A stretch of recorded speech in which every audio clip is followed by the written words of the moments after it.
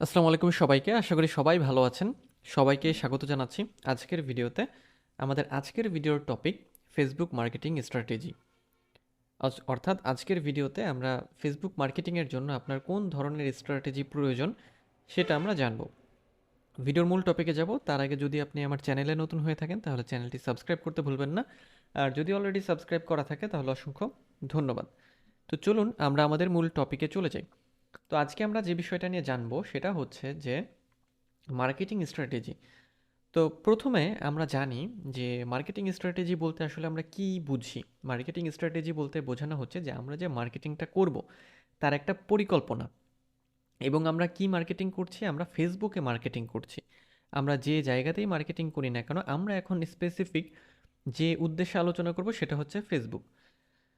তো দেখেন, আপনি যখন মার্কেটিং স্ট্র্যাটেজি সাজাবেন তখন আপনার কোন কোন বিষয়গুলো লাগবে? আপনার প্রোডাক্ট লাগবে,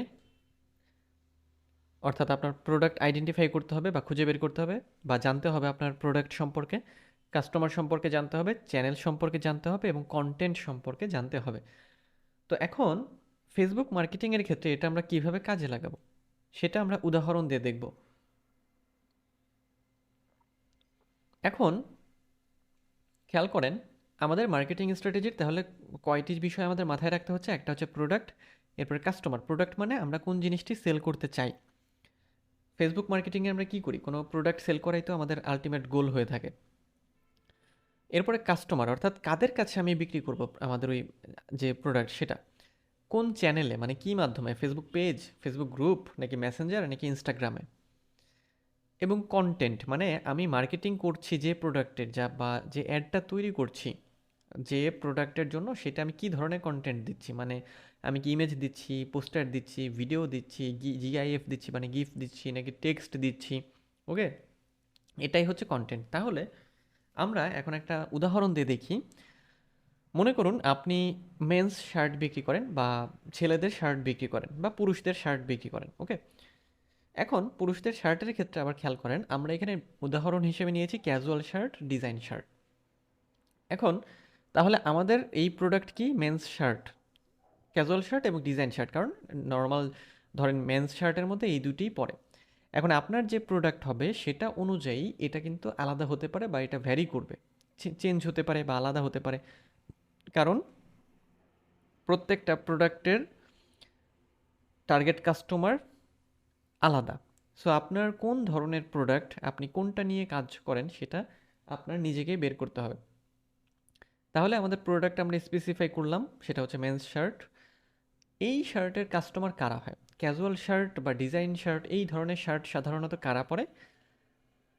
ইউনিভার্সিটি স্টুডেন্ট বা কলেজ স্টুডেন্ট বা ইয়ং প্রফেশনাল বা তরুণ যে যুবক বা তরুণ যে ছেলেপেলে, তারাই এই শার্টগুলো পরে। তাহলে খেয়াল করেন, আমার প্রোডাক্ট কিন্তু স্পেসিফাই করা হয়ে গেল। আমার কাস্টমার কারা আমি তাও আইডেন্টিফাই করে ফেললাম। এই যে টার্গেট কাস্টমার এরা। আবারও বলছি, আপনার যে প্রোডাক্ট তার উপর ভিত্তি করে বা যে ধরনের প্রোডাক্ট তার উপর ভিত্তি করে আপনার টার্গেট কাস্টমার চেঞ্জ হবে বা আলাদা হবে। এটা আপনাকে আপনার প্রোডাক্ট অনুযায়ী খুঁজে বের করে নিতে হবে, মানে রিসার্চ করে আপনাকে মাথা খাটিয়ে বের করতে হবে।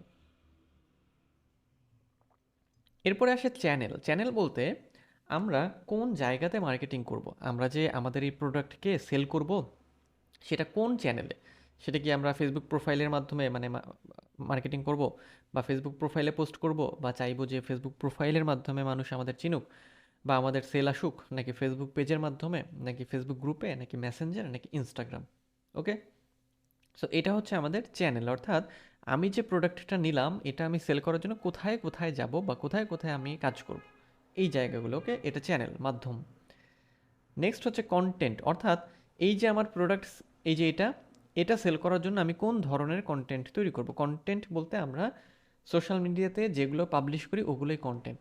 আর আমরা কি পাবলিশ করি? আমরা কোনো টেক্সট পাবলিশ করি, ইমেজ পাবলিশ করি, ভিডিও পাবলিশ করি, অডিও পাবলিশ করি, মানে পোস্ট করি আর কি, ওটাই হচ্ছে কন্টেন্ট। তাহলে আমার এই যে প্রোডাক্ট এটা প্রমোট করার জন্য বা এটা সেল করার জন্য আমি টেক্সট লিখে সেল করতে পারি বা টেক্সট লিখতে পারি আমার শার্ট সম্পর্কে। টেক্সটের সাথে আমি ছবি দিতে পারি, কোনো পোস্টার টাইপ ডিজাইন করতে পারি, কোনো ভিডিও দিতে পারি, অথবা সাথে কোনো অডিও ক্লিপই দিতে পারি। ওকে, সাধারণত এই যে আমার যে প্রোডাক্ট এটার সাথে যায় হচ্ছে ইমেজ বা ভিডিও এবং একই সাথে টেক্সট। ওকে, তবে খুব বেশি টেক্সট না, অল্প স্বল্প টেক্সট দেওয়া হয়ে থাকে। তো এটাই হচ্ছে আমাদের মার্কেটিং স্ট্র্যাটেজি, অর্থাৎ আমাকে প্রথমে আমাদের প্রোডাক্ট আইডেন্টিফাই করতে হবে, কাস্টমার আইডেন্টিফাই করতে হবে, মানে খুঁজে বের করতে হবে আর কি।